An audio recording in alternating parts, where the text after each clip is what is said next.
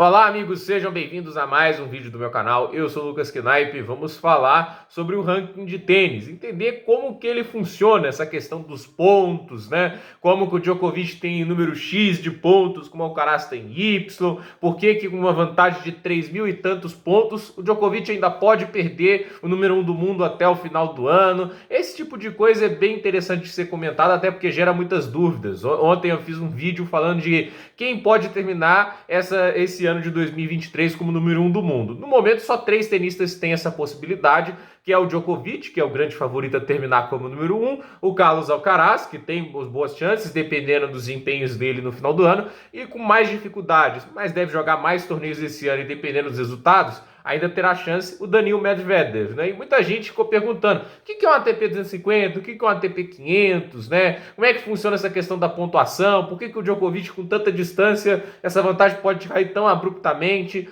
Esse vídeo é para explicar isso, né? Eu peço que você deixe seu like, se inscreva no canal, compartilhe este vídeo.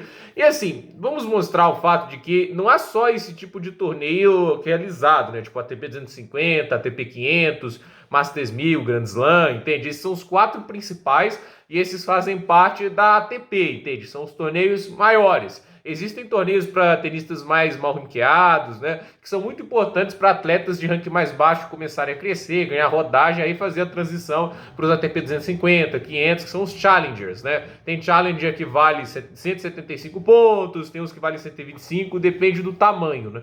Normalmente, né, os torneios eles vão dar diferentes pontuações dependendo do tamanho. O Grand Slam, como é o caso do Australian Open, Roland Garros, Wimbledon e o US Open, ele é o maior torneio de todos. E ele dá 2.000 pontos para o campeão. E a questão é, você tem esse torneio com 128 jogadores, que 104 entram pelo ranking, né? Se alguém desiste, aí o cara que está uma posição atrás no ranking, que não entrou, entra no torneio, né? Aí você tem um número X de vagas que pode ser dado por convite do torneio e tem outro nome, um número Y para o qualificatório, de tenistas que não tem ranking para ir para o Grand Slam, mas eles podem jogar essa pequena competição o Grand Slam e assim, se ganharem 3 jogos, eles avançam para a chave principal.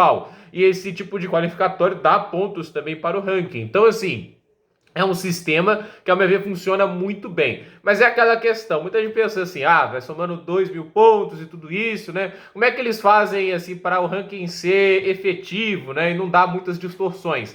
Basicamente, vamos supor, por exemplo, vamos pegar o Djokovic, né? O Djokovic, ano passado, ele não jogou o Australian Open, mas ele jogou o Wimbledon, ele jogou, por exemplo, o Roland Garros, né? Em Roland Garros, ele chegou nas quartas de final. Ele somou 360 pontos. Esses são os pontos que ele defende. Tipo, no ano seguinte, né? Esses 360 pontos são subtraídos e serão somados os pontos que ele conquista no torneio em si. E no caso desse ano foram 2.000 pontos. Então ele cresceu muito no ranking. Em Wimbledon ano passado não deram pontos por causa da questão das sanções, né, que o governo britânico fez a atletas russos. Esse ano deu porque os russos puderam jogar. E assim, o Djokovic fez 2.000 pontos ano passado, em teoria, por ser campeão de Wimbledon. Esse ano ele foi vice, então ele teve 1.200 pontos. No ranking, em teoria, ele cairia 800. Então assim, o que você fez nos torneios no ano anterior, você vai ter que defender ou aumentar no ano seguinte. É assim que o ranking funciona. É sempre você tendo os pontos que você fez no ano, menos o que você fez no ano passado. Então é assim que o ranking funciona, né? Óbvio que às vezes, né, isso é normalmente feito pelas semanas do ano, né? Por exemplo, o Fritz, ele teve alguns torneios que ele fez em 2022 que aconteceram antes do que aconteceu em 2023. Então, durante um curto período, ele teve os pontos dos 2 anos do torneio. E aí ele conseguiu ser o número 5 do mundo, por um tempinho bem curto. Aí depois os pontos foram subtraídos e caiu para 7, 8 do mundo de novo. Então, é assim que o ranking funciona. E aí as pessoas querem entender qual é a pontuação dada para cada rodada, né? Para uma primeira rodada de Grand Slam, você ganha 10 pontos. Por uma segunda, 45. Por uma terceira, você ganha 90. Quando você chega nas oitavas de final de um Grand Slam, é 180 pontos. Nas quartas, são 360. Numa semifinal, 720. O vice-campeonato, 1.200. Ou seja, o vice-campeonato de um Grand Slam dá mais pontos do que um título de Masters 1000. E o campeão ganha 2.000 pontos. Esse é o torneio que dá maior premiação. O segundo torneio que dá maior premiação é o ATP Finals, né? E assim, eu não citei ele aqui porque ele é um torneio peculiar. O ATP Finals, para quem não sabe, ele é um torneio, né, que reúne os 8 melhores tenistas do ano e eles vão lá disputar por esse título, né? Que tem um torneio, tem até fase de grupos e tudo isso, aí tem as semifinais e a final. Aí você enfrenta cada tenista do grupo, é um torneio que você pode até perder um jogo e acabar sendo campeão, desde que não seja, obviamente, a derrota na semifinal ou na final. Aí os jogos na fase de grupos, cada um deles vale 200 pontos. Então, se você ganha os 3 jogos na fase de grupos, você ganha 600 pontos. Se você ganha a semifinal, 400. Então aí já tem 1.000. E aí você tem uma final que vale 500 pontos. Então, se você for campeão invicto do ATP Finals, como o Novak Djokovic foi ano passado, ele ganha 1.500 pontos. Então, pode valer mais do que um título de Masters 1000 também. Mas, assim, obviamente, se você for campeão, vai valer mais do que 1.500 pontos, né? 1.000 pontos. Mas, de qualquer maneira, assim, é só para mostrar que tem um torneio que também vale muitos pontos, mas ele é um torneio específico que vale para os 8 melhores tenistas da temporada, né? O Masters 1000, isso aí varia muito também da questão da quantidade de rodadas. Tem Masters 1000 que tem mais jogadores, né? Por exemplo, Indian Wells, Miami, tem mais participantes do que o Masters 1000 normal, assim, na época antiga, em que só durava uma semana, tinha 56 atletas com os 8 primeiros do ranking pulando a primeira rodada, né? Porque eles têm esse crédito aí de já jogar na segunda rodada pelo ranking que tem, né?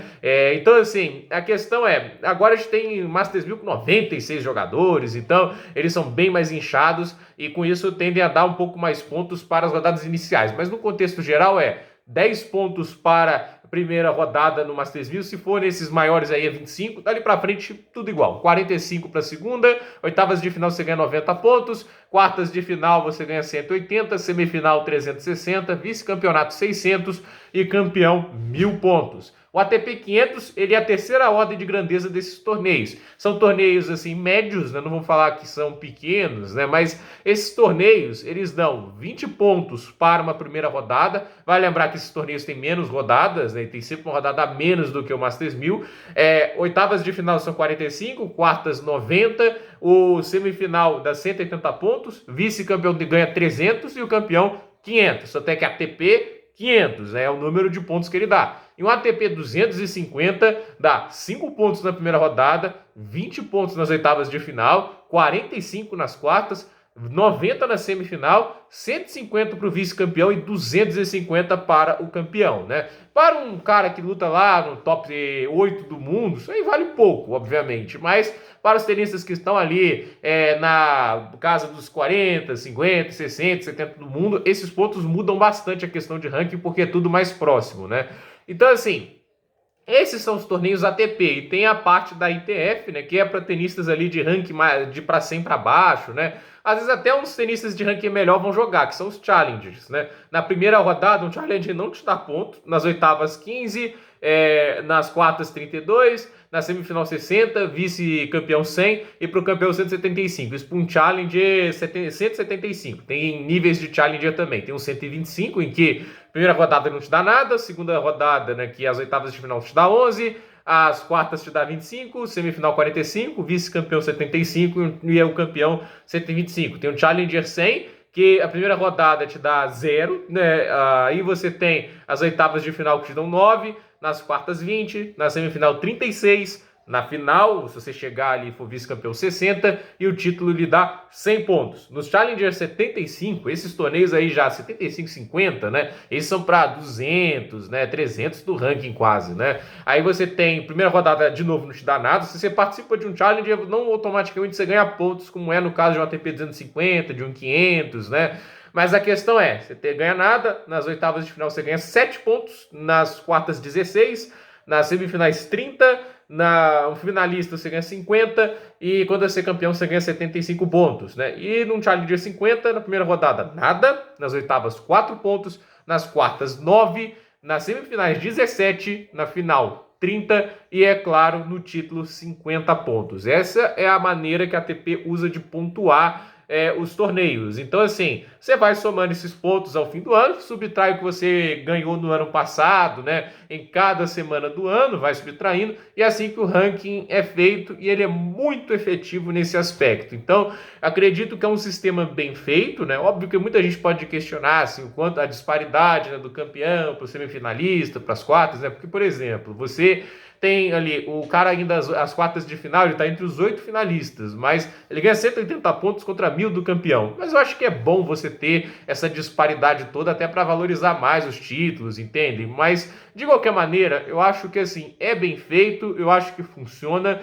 E é, obviamente, um pouco complexo de entender. Eu espero que esse vídeo tenha te ajudado a compreender um pouco melhor como funciona isso, né? Só para deixar claro também, no qualificatório, se você avança para um torneio, né, classifica para ele, você ganha pontos, eu falei isso. No Grandes Lãs, você passa pelo qualificatório, 25 pontos. O mesmo para o Masters 1000. No ATP 500, 20 pontos. No ATP 250, 12. Aí no Challenger 175, 6. Num Challenger 125, 5, num Challenger 105, num Challenger 75, 4 e para um Challenger 53. E as pessoas podem achar muito pouco ponto para os Challengers, mas para quem está lá atrás no ranking, esses pontos valem ouro. E quanto mais ranking você vai subindo, mais você vai conseguindo classificar para torneios maiores, né? Então, essa é a questão. Pouco a pouco você vai crescendo e no final a gente vê ali que com a somatória você pode permitir o crescimento do atleta e é linear, entende? É bom que os jogadores vão passando nesses challenges, crescendo, para cada vez fiquem mais lapidados e prontos para os torneios maiores. Então,